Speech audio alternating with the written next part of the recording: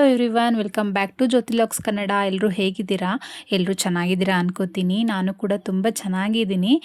ಏನಪ್ಪ ಯಾವಾಗೂ ಕಿಚನ್ ಒಳಗಡೆ ಹೋಗ್ತಿದ್ದು ಎಂಟ್ರಿ ಕೊಡ್ತಾ ಇದ್ದವರು, ರೆಸಿಪೀಸ್ ತೋರಿಸ್ತಾ ಇದ್ದವರು ಈಗ ಈ ರೀತಿ ಕುತ್ಕೊಂಡಿದ್ದೀರಾ ಅಂತ ನೋಡ್ತಾ ಇದ್ದೀರಾ. ಹೌದು, ಸೊ ಇವರು ಬಂದು ಎಲ್ ಚೆಕಪ್ ಮಾಡೋರು, ಅಂದರೆ ಇನ್ಶೂರೆನ್ಸ್ ಕಡೆಯಿಂದ ಬಂದಿದ್ದವರು. ಇಯರ್ಲಿ ಒನ್ಸು ಫ್ರೀ ಇರುತ್ತಲ್ವ ಇನ್ಶೂರೆನ್ಸ್ ಕಡೆಯಿಂದ ಆ ಚೆಕಪ್ ಅವರು. ಅದಕ್ಕೆ ನಾವು ಬುಕ್ ಮಾಡ್ಕೊಂಡಿದ್ವಿ. ನನಗೆ ನಮ್ಮ ಹಸ್ಬೆಂಡ್ಗೆ, ನನ್ನ ಮಗಳಿಗೆ 3 ಜನಕ್ಕೂ ಇದೆ. ಸೊ ಇದು ಸ್ಕೀಮ್ ಬಂದು ನನಗೆ ಫುಲ್ಲು ಡೀಟೇಲ್ಸ್ ಗೊತ್ತಿಲ್ಲ. ನಮ್ಮ ಹಸ್ಬೆಂಡ್ ಮಾಡ್ಕೊಂಡಿರೋ ಅಂಥದ್ದು.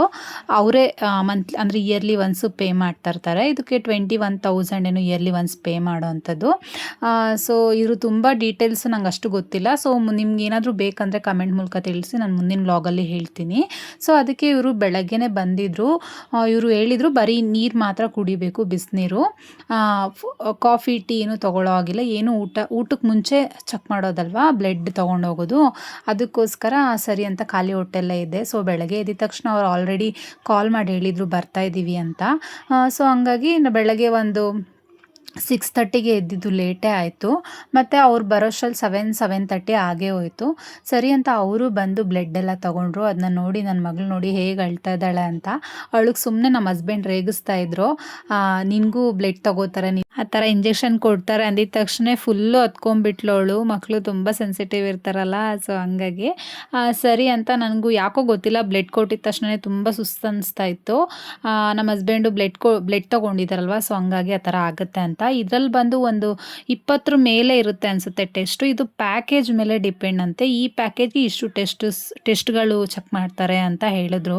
ಚೆಕ್ ಮಾಡೋದೇನಲ್ಲ, ಬಟ್ ರಿಪೋರ್ಟ್ ಏನು ಬರುತ್ತೆ ಅಂತ ನಂಗೆ ತುಂಬ ಭಯ ಆಗ್ತಾ ಇದೆ. ಯಾಕಂತ ಗೊತ್ತಿಲ್ಲ ಅಂದರೆ ಇನ್ನೂ ಅನ್ಬೋದು ಏನಾದರೂ ಆಗುತ್ತೋ, ಏನಾದರೂ ಇದೆಯೋ ಅನ್ನೋ ಭಯ ಅಷ್ಟೇ. ಟೈಮ್ ಕೂಡ ಹಾಗೆ ಹೋಗಿತ್ತು. ಅವ್ರು ಹೋಗೋಷ್ಟರಲ್ಲಿ 8 ಆಗೇ ಹೋಗಿತ್ತು. ನಾನು 8:30 ಒಳಗಡೆ ಎಲ್ಲ ನಾನು ಮುಗಿಸಿ ಅವ್ರನ್ನ ಆಚೆ ಕಳಿಸ್ಬೇಕು. 8:50ಗೆ ನನ್ನ ಮಗಳಿಗೆ ಸ್ಕೂಲ್ ಇದೆ. ಅದಕ್ಕೆ ಮಾವಿನಕಾಯಿ ಕೂಡ ಇತ್ತು, ಹಂಗಾಗಿ ಮಾವಿನಕಾಯಿ ಚಿತ್ರಾನ್ನ ಮಾಡ್ಕೊಂಬಿಡೋಣ, ಬೇಗ ಆಗಿಬಿಡುತ್ತೆ ಅಂತ ಅಂದ್ಬಿಟ್ಟು ಮಾಡ್ಕೊತಾ ಇದ್ದೀನಿ. ಆಲ್ರೆಡಿ ನನ್ನ ಚಾನಲಲ್ಲಿ ಮಾವಿನಕಾಯಿ ಚಿತ್ರಾನ್ನ ರೆಸಿಪಿನ ನಾನು ತೋರಿಸಿದ್ದೀನಿ. ಹಂಗೆ ರೆಸಿಪಿ ನಾನು ಯಾವುದೇ ರೀತಿ ಶೂಟ್ನ ಮಾಡ್ಕೊಂಡಿಲ್ಲ. ಸೊ ಟೈಮ್ ಆಗೋಗಿತ್ತಲ್ವ, ಬೇಗ ಮಾಡ್ಕೋತಾ ಇದ್ದೆ. ಸ್ನ್ಯಾಕ್ಸ್ಗೂ ಅಷ್ಟೇ ಮಾಡೋದಕ್ಕೆ ಟೈಮ್ ಏನೂ ಇರಲಿಲ್ಲ.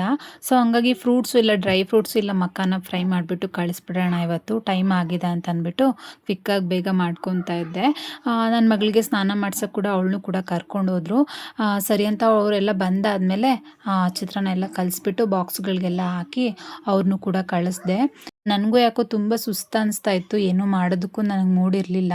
ಸರಿ ಫಸ್ಟು ಟಿಫನ್ ತಿನ್ಕೊಂಬಿಡೋಣ, ಆಮೇಲೆಲ್ಲ ಕೆಲಸ ಮುಗಿಸ್ಕೊಳ್ಳೋಣ ಅಂತ ಅಂದ್ಬಿಟ್ಟು ಟಿಫನ್ನು ಕೂಡ ಮುಗಿಸ್ಕೊಂಡು ಹಾಗೆ ಕಿಚನಲ್ಲಿ ಪಾತ್ರೆ ಎಲ್ಲ ತೊಳೆದಿದ್ದೆಲ್ಲ ಆಗಾಗ್ಗೆ ಇಟ್ಬಿಟ್ಟಿದ್ನಲ್ವ, ಅದನ್ನು ಕೂಡ ಎಲ್ಲ ಎತ್ತಿಟ್ಬಿಟ್ಟು ಕಿಚನೆಲ್ಲ ಕ್ಲೀನ್ ಮಾಡ್ಕೊತಾ ಇದ್ದೆ. ಎಳ್ನೀರು ಕುಡಿಯೋಣ ಅಂತಂದರೆ ತಿರ್ಗಾ ನಾನು ಹೋಗಿ ಬರೋಕ್ಕೆ ಯಾಕೋ ನನಗೆ ಸುಸ್ತು ಅನಿಸ್ತಾ ಇತ್ತು. ಸುಮ್ಮನೆ ಗಾಡಿ ಓಡಿಸ್ಕೊಂಡು ಹೋಗೋದೆಲ್ಲ ಬೇಡ, ತಲೆ ಯಾಕೋ ಸುತ್ತು ಬರೋ ಥರ ಅನಿಸ್ತಾ ಇತ್ತು, ತಲೆ ಸುತ್ತಾಯಿತು. ಹಾಗಾಗಿ ಬೇಡ ಅಂದ್ಬಿಟ್ಟು ಸ್ವಲ್ಪ ಹೊತ್ತು ರೆಸ್ಟ್ ಮಾಡಿದ್ರೆ ಸರಿ ಹೋಗುತ್ತೆ ಅಂತ ಅಂದ್ಬಿಟ್ಟು ಕಿಚನೆಲ್ಲ ಕ್ಲೀನ್ ಮಾಡಿಕೊಂಡು ಸ್ವಲ್ಪ ಸಿಂಕಲ್ ಪಾತ್ರೆ ಹಂಗೆ ಇತ್ತು, ಅದು ಹಂಗೆ ಇರಲಿ ಅಂತ ಇಟ್ಟಿದ್ದೆ.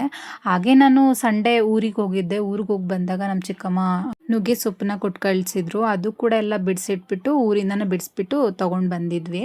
ಅದನ್ನೆಲ್ಲ ನೀಟಾಗಿ ವಾಶ್ ಮಾಡಿಬಿಟ್ಟು ಹಾರಾಕೋಣ ಅಂತ ಅಂದ್ಬಿಟ್ಟು ಅಂದ್ಕೊಂಡೆ. ಇದರಲ್ಲಿ ನಮ್ಮ ಹಸ್ಬೆಂಡ್ ಒಂದು ಒಳ್ಳೆ ಐಡಿಯಾ ಕೊಟ್ಟಿದ್ದಾರೆ. ಏನು ಗೊತ್ತಾ, ನುಗ್ಗೆ ಸೊಪ್ಪನ್ನ ಪೌಡರ್ ಮಾಡಿಬಿಟ್ಟು, ಆರ್ಗ್ಯಾನಿಕ್ ಪೌಡರ್ನ ಮಾಡಿಬಿಟ್ಟು ನಾವು ಸೇಲ್ ಮಾಡಿದ್ರೆ ಹೇಗಿರುತ್ತೆ, ಮ್ಯಾನುಫ್ಯಾಕ್ಚರಿಂಗ್ ಮಾಡಿದ್ರೆ ಹೇಗಿರುತ್ತೆ ಅಂತ ಇದ್ರು. ಹೆಂಗೂ ನಿಂದು ಯೂಟ್ಯೂಬು ಇನ್ಸ್ಟಾಗ್ರಾಮ್ ಇದೆಯಲ್ವ, ಸೊ ನಿಂಗೂ ಸಪೋರ್ಟ್ ಮಾಡ್ತಾರೆ, ಸೊ ಮಾಡೋಣ ಅಂತ ಹೇಳ್ತಾ ಇದ್ರು. ನನಗೇನಂದರೆ ಇವಾಗ ಏನಾದ್ರು ನಾವು ಒಂದೇನಾದರೂ ಮಾಡ್ತೀವಿ ಅಂದರೆ ಅದ್ರ ಮೇಲೆ ಬರೀ ಫೋಕಸ್ ಇಡಬೇಕು. ಅದು ಇದು ಮಾಡೋದು ನಂಗೆ ಯಾಕೋ ಸರಿ ಅನ್ನಿಸ್ಲಿಲ್ಲ. ಸೊ ನೋಡೋಣ, ಮುಂದಕ್ಕೆ ನೋಡೋಣ ಅಂತ ಅಂದ್ಬಿಟ್ಟು ನಾನು ಅಂದೆ. ನಮ್ಮ ಮನೆಯವ್ರಿಗೆ ತುಂಬ ಇಂಟ್ರೆಸ್ಟು ಈ ಥರ ಆರ್ಗ್ಯಾನಿಕ್ ಫುಡ್ಡಲ್ಲಾಗಲಿ ಅಥವಾ ಹೆಲ್ದಿ ಫುಡ್ಡಲ್ಲಾಗಲಿ ಇದರಲ್ಲೆಲ್ಲ ತುಂಬ ಫೋಕಸ್ಸು ಜಾಸ್ತಿ. ಹಂಗಾಗಿ ಅವರು ಅದು ಐಡಿಯಾ ಕೊಡ್ತಾಯಿದ್ರು.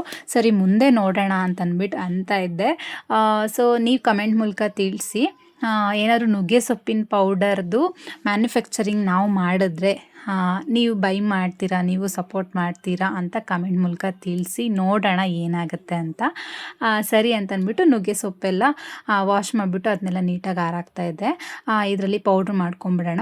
ಈ ನುಗ್ಗೆ ಸೊಪ್ಪಿನ ಪೌಡರು ಬೆಳಗ್ಗೆ ಖಾಲಿ ಹೊಟ್ಟೆಯಲ್ಲಿ ಬಿಸಿನೀರಲ್ಲಿ 1 ಸ್ಪೂನ್ ಆಗೋಷ್ಟು ನುಗ್ಗೆ ಸೊಪ್ಪಿನ ಪೌಡ್ರನ್ನ ಹಾಕ್ಕೊಂಡು ಕುಡಿದ್ರೆ ತುಂಬಾ ಹೆಲ್ತ್ ಬೆನಿಫಿಟ್ ಇದೆ.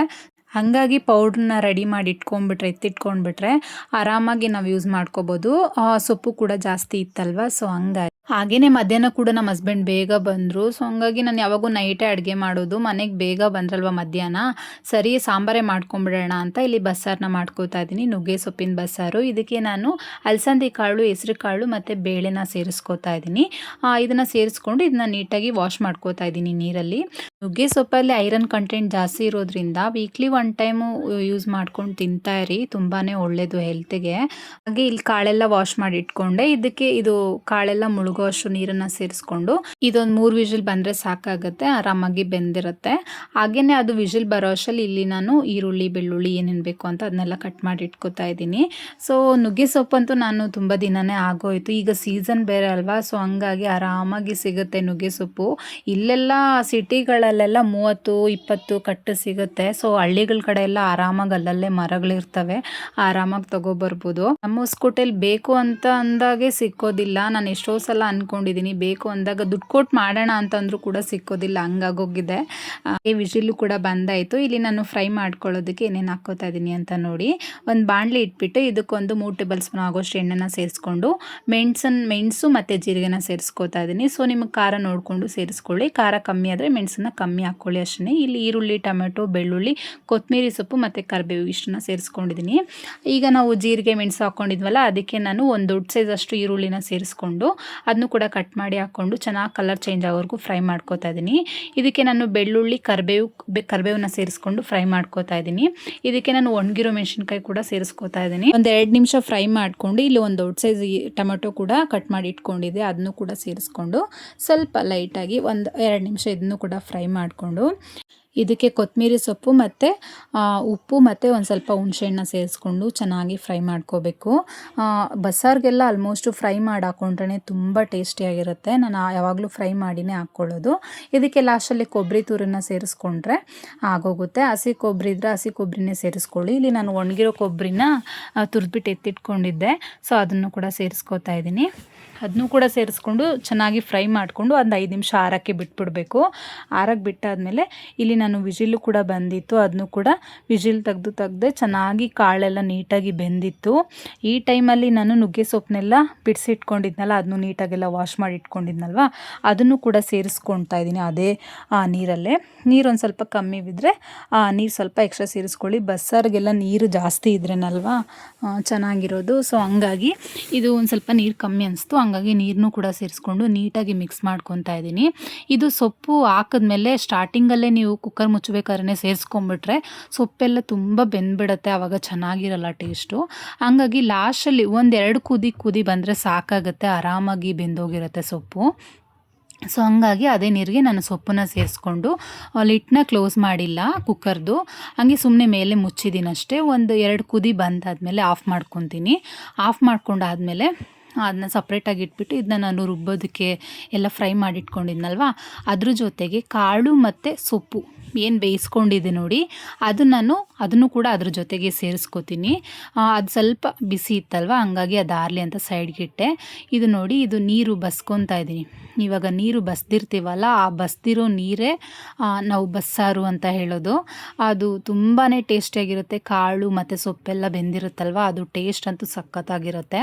ಸರಿ ಅಂತ ಅದನ್ನು ಕೂಡ ನೀಟಾಗಿ ಅದನ್ನೆಲ್ಲ ಬಗ್ಸ್ಕೊಂಡು ಆ ನೀರನ್ನು ಕೂಡ ಸಪ್ರೇಟಾಗಿ ಎತ್ತಿಟ್ಕೊತಾ ಇದ್ದೀನಿ. ಹಾಗೆಯೇ ಇಲ್ಲಿ ನಾನು ಫ್ರೈ ಮಾಡಿ ಎಲ್ಲ ಎತ್ತಿಟ್ಕೊಂಡಿದ್ನಲ್ವ, ಅದು ಕೂಡ ಮಿಕ್ಸಿ ಜಾರ್ಗೆ ಹಾಕ್ಕೊಂಡು ನುಣ್ಣಗೆ ರುಬ್ಕೊಬೇಕಾಗತ್ತೆ. ನುಣ್ಣಗೆ ರುಬ್ದಷ್ಟು ಚೆನ್ನಾಗಿರುತ್ತೆ ಟೇಸ್ಟು. ಮಾಡ್ತಾಯಿದ್ರೆ ಎಷ್ಟು ಘಮ ಬರ್ತಿತ್ತು ಅಂದರೆ ಆ ಫ್ಲೇವರು ತುಂಬ ಚೆನ್ನಾಗಿತ್ತು ಘಮ. ನಮ್ಮ ಮನೇಲಿ ನಮ್ಮ ಹಸ್ಬೆಂಡ್ ಬೇರೆ ಬೇಗ ಬಂದಿದ್ರಲ್ವ, ಆಯ್ತಾ ಅಡುಗೆ ಅಂತ ಕೇಳ್ತಾನೆ ಇದ್ರು. ಅಂದರೆ ಅಷ್ಟು ಫ್ಲೇವರ್ ಇರುತ್ತೆ, ಅಷ್ಟು ಚೆನ್ನಾಗಿರುತ್ತೆ ಟೇಸ್ಟ್ ಮಾತ್ರ. ಹಾಗೆಯೇ ಇಲ್ಲಿ ರುಬ್ಬೋದಕ್ಕೆ ಸ್ವಲ್ಪ ನೀರನ್ನ ಸೇರಿಸ್ಕೊಂಡು, ಆಲ್ರೆಡಿ ಟೊಮೊಟೊದಲ್ಲೆಲ್ಲ ನೀರಿನಂಶ ಇರುತ್ತೆ, ಹಂಗಾಗಿ ಸ್ವಲ್ಪ ನೀರನ್ನ ಸೇರಿಸ್ಕೊಂಡು ಅದಕ್ಕೆ ನಾನು 1 ರೌಂಡ್ ತಿರುಗಿಸ್ಬಿಟ್ಟು ಒಂದು ಕ್ಯಾಪ್ ತೆಗೆದು ಇನ್ನೂ 1-2 ಟೇಬಲ್ ಸ್ಪೂನ್ ಆಗೋಷ್ಟು ಸಾಂಬಾರು ಪುಡಿನ ಸೇರಿಸ್ಕೊಂಡು ನುಣ್ಣಗೆ ರುಬ್ಕೋತಾ ಇದ್ದೀನಿ. ಈ ಥರ ರುಬ್ಕೊಂಡಾಗ ಚೆನ್ನಾಗಿ ನೀಟಾಗಿ ನುಣ್ಣಗಾಗುತ್ತೆ. ಹಂಗಾಗಿ ಮನೇಲಿ ಬಸ್ಸಾರು ಅಂದರೆ ಸಿಕ್ಕಾಪಟ್ಟೆ ಫೇವ್ರೇಟು. ಏನರಲ್ಲೇ ಮಾಡಲಿ ಬಸ್ಸಾರು ಅಂದರೆ ಸೊಪ್ಪುಗಳಲ್ಲಿ ಮಾಡಿದ್ರಂತೂ ಸಿಕ್ಕಾಪಟ್ಟೆ ಇಷ್ಟಪಟ್ಟು ತಿಂತಾರೆ, ಅದೇನೋ ಗೊತ್ತಿಲ್ಲ. ಈ ತರಕಾರಿದು ತಿಂತಾರೆ, ಬಟ್ ಸೊಪ್ಪಿನ ಸಿಂಪಲ್ ಮಾಡೋ ಬಸ್ಸಾರು ತುಂಬ ಇಷ್ಟಪಟ್ಟು ತಿಂತಾರೆ. ಸರಿ ಅಂತ ಬೇಗ ಬೇಗ ಮಾಡ್ಕೋತಾ ಇದ್ದೆ. ಹಾಗೆ ಇಲ್ಲಿ ಸಾಂಬಾರು ಕೂಡ ಒಗ್ಗರಣೆನ ಸೇರಿಸ್ಕೋತಾ ಇದ್ದೀನಿ. ಒಂದು ಪಾತ್ರೆ ಇಟ್ಟು 3 ಟೇಬಲ್ ಸ್ಪೂನ್ ಆಗೋಷ್ಟು ಎಣ್ಣೆನ ಸೇರಿಸ್ಕೊಂಡು ಸಾಸಿವೆ, ಜೀರಿಗೆ, ಸ್ವಲ್ಪ ಕರಿಬೇವು ಮತ್ತು ಈರುಳ್ಳಿನ ಸೇರಿಸ್ಕೊಂಡು ಫ್ರೈ ಮಾಡ್ಕೋತಾ ಇದ್ದೀನಿ. ಒಂದೆರಡು ಒಣಗಿರೋ ಮೆಣಸಿನ್ಕಾಯಿ ಕೂಡ ಹಾಕ್ಕೋತಾ ಇದ್ದೀನಿ. ಇಷ್ಟು ಈರುಳ್ಳಿ ಏನಕ್ಕಪ್ಪ ಅಂದರೆ ಪಲ್ಯಕ್ಕೆ ಕೂಡ ನಾನು ಒಂದೇ ಸಲ ಕಟ್ ಮಾಡಿ ಇಟ್ಕೊಂಡಿದ್ದೆ. ಹಂಗಾಗಿ ಇದನ್ನು ಸೇರಿಸ್ಕೊಂಡು ನಾವು ರುಬ್ಕೊಂಡಿದ್ವಲ್ಲ ಮಸಾಲೆ, ಅದನ್ನು ಕೂಡ ಸೇರಿಸ್ಕೊಂಡು ಒಂದು ನಿಮಿಷ ಹಂಗೆ ಫ್ರೈ ಮಾಡಿಕೊಂಡ್ರೆ ಸಾಕು. ಆಲ್ರೆಡಿ ನಾವು ಫ್ರೈ ಮಾಡೋದ್ರಿಂದ ತುಂಬ ಫ್ರೈ ಮಾಡೋ ಅವಶ್ಯಕತೆ ಇಲ್ಲ. ಒಂದು 2 ನಿಮಿಷ ಹಂಗೆ ಫ್ರೈ ಮಾಡಿಕೊಂಡ್ರೆ ಸಾಕಾಗುತ್ತೆ. ಫ್ರೈ ಮಾಡಿಕೊಂಡು ಇದಕ್ಕೆ ಎಷ್ಟು ಬೇಕೋ ಅಷ್ಟನ್ನ ನೀರನ್ನ ಸೇರಿಸ್ಕೋಬೇಕು. ಆಲ್ರೆಡಿ ಬಸ್ದಿರೋ ನೀರು ಇರೋದ್ರಿಂದ ನೀರು ನೋಡಿಕೊಂಡು ಸೇರಿಸ್ಕೊಳ್ಳಿ. ಆ ಬಸ್ದಿರೋ ನೀರೇ ಸಾಂಬಾರಿಗೆ ಟೇಸ್ಟು ತುಂಬ. ಆ ಮಿಕ್ಸಿಲಿ ಸ್ವಲ್ಪ ಮಸಾಲೆ ಇತ್ತು, ಆ ಬಸ್ದಿರೋ ನೀರನ್ನ ಹಾಕ್ಕೊಂಡು ಅದನ್ನೂ ಕೂಡ ಸೇರಿಸ್ಕೊಂಡು ಚೆನ್ನಾಗಿ ಮಿಕ್ಸ್ ಮಾಡಿಕೊಂಡು ಸ್ವಲ್ಪ ತಿಕ್ ಅನಿಸ್ತಾ ಇತ್ತು. ತುಂಬ ಗಟ್ಟಿ ಇದೆ, ಚೆನ್ನಾಗಿರಲ್ಲ ಬಸ್ಸಾರು. ಸ್ವಲ್ಪ ನೀರನ್ನು ಸೇರಿಸ್ಕೊಂಡು ಲಾಸ್ಟಲ್ಲಿ ರುಚಿಗೆ ತಕ್ಕಷ್ಟು ಉಪ್ಪನ್ನು ಸೇರಿಸ್ಕೊಂಡು ಮಿಕ್ಸ್ ಮಾಡಿಕೊಂಡು ಒಂದು ಚೆನ್ನಾಗಿ ಕುದಿ ಬಂದುಬಿಟ್ರೆ ಮಾತ್ರ ಬಸ್ಸಾರು ಸಖತ್ ಟೇಸ್ಟಿಯಾಗಿ ರೆಡಿ ಆಗಿಬಿಡುತ್ತೆ. ಈ ಬಸ್ಸಾರು ಹೆಂಗೆ ಅಂದರೆ ಎಷ್ಟು ಕುದಿ ಬರುತ್ತೋ ಅಷ್ಟು ಟೇಸ್ಟ್ ಇರುತ್ತೆ ಸಾಂಬಾರು. ಹಂಗಾಗಿ ಇಲ್ಲಿ ಪಕ್ಕದಲ್ಲಿ ನಾನು ಪಲ್ಯ ಕೂಡ ಮಾಡ್ಕೋತಾ ಇದ್ದೀನಿ. ಆವಾಗಲೇ ಫ್ರೈ ಮಾಡ್ಕೊಂಡಿದ್ನಲ್ವ, ಅದೇ ಪ್ಯಾನ್ಗೆ ನಾನು ಒಂದು 4ರಿಂದ 5 ಟೇಬಲ್ ಸ್ಪೂನ್ ಆಗೋಷ್ಟು ಎಣ್ಣೆ ಹಾಕ್ಕೊಂಡು ಸಾಸಿವೆ, ಜೀರಿಗೆ, ಕಡಲೆಬೇಳೆ ಮತ್ತು ಈರುಳ್ಳಿ, ಕರಿಬೇವನ್ನ ಸೇರಿಸ್ಕೊಂಡು ಒಣಗಿರೋ ಮೆಣಸಿನ್ಕಾಯಿನ ಸೇರಿಸ್ಕೊಂಡು ಒಂದು 2 ನಿಮಿಷ ಚೆನ್ನಾಗಿ ಫ್ರೈ ಮಾಡ್ಕೋಬೇಕು, ಕಲರ್ ಚೇಂಜ್ ಆಗೋವರೆಗೂ. ಫ್ರೈ ಮಾಡ್ಕೊಂಡಾದ್ಮೇಲೆ ಪಲ್ಯ ನಾವು ಬಸ್ಕೊಂಡಿದ್ವಲ್ಲ, ಆ ಪಲ್ಯನೂ ಕೂಡ ಸೇರಿಸ್ಕೋತಾ ಇದ್ದೀನಿ. ಸೇರಿಸ್ಕೊಂಡು ಒಂದು 5 ನಿಮಿಷ ಚೆನ್ನಾಗಿ ಅದ್ರ ಜೊತೆ ನೀಟಾಗಿ ಫ್ರೈ ಮಾಡ್ಕೋಬೇಕಾಗತ್ತೆ. ಫ್ರೈ ಮಾಡಿಕೊಂಡು ಇದಕ್ಕೆ ಬೇಕಾದರೆ ನೀವು ಕೊಬ್ಬರಿ ತುರಿನೂ ಕೂಡ ಸೇರಿಸ್ಕೋಬೋದು. ನಾನಿಲ್ಲಿ ಕೊಬ್ಬರಿ ಹಾಕೋತಾ ಇಲ್ಲ. ಸೇರಿಸ್ಕೊಂಡು ನೀಟಾಗಿ ಫ್ರೈ ಮಾಡಿಕೊಂಡು ಒಂದು 5 ನಿಮಿಷ ಬಿಟ್ಬಿಟ್ರೆ ಪಲ್ಯ ಅಂತೂ ಸಖತ್ ಟೇಸ್ಟಿಯಾಗಿ ರೆಡಿ ಬಿಡುತ್ತೆ. ಇಲ್ಲಿ ಸಾಂಬಾರು ಕೂಡ ಚೆನ್ನಾಗಿ ಕುದಿ ಬಂದಿತ್ತು, ಅದು ಕೂಡ ರೆಡಿಯಾಗಿತ್ತು. ಆಚೆ ನಮ್ಮ ಫ್ರೆಂಡ್ಸ್ ಕಾಲ್ ಮಾಡಿದರು, ಆಚೆ ಪಾರ್ಕಿಗೆ ಹೋಗ್ತಾ ಇದ್ದೀವಿ ಬನ್ನಿ ಅಂತ. ನಾನು ಕೂಡ ರೈಸ್ಗೆ ಇಟ್ಬಿಟ್ಟು ನಮ್ಮ ಹಸ್ಬೆಂಡ್ಗೆ ಹೇಳ್ಬಿಟ್ಟು ಹೊರಟಿದ್ದೆ. ಹಾಗೆ ನೈಟ್ ಬಂದು ಊಟ ಮುಗಿಸ್ಕೊಂಡ್ವಿ. ಮುದ್ದೆ ಏನೂ ಮಾಡೋದಕ್ಕಾಗಲ್ಲ, ಲೇಟ್ ಆಗಿತ್ತು. ಹಂಗಾಗಿ ರೈಸ್ನೇ ಮಾಡಿಕೊಂಡು ಅದ್ರ ಜೊತೆಗೆ ಊಟ ಮಾಡ್ಕೊಂಡ್ವಿ. ಸೊ ಇದಾಗಿತ್ತು ಇವತ್ತಿನ ವ್ಲಾಗ್. ಸೊ ನೆಕ್ಸ್ಟ್ ವ್ಲಾಗಲ್ಲಿ ಸಿಗ್ತೀನಿ. ಎಲ್ಲರಿಗೂ ಟಾಟಾ, ಟೇಕ್ ಕೇರ್, ಬೈ ಬಾಯ್.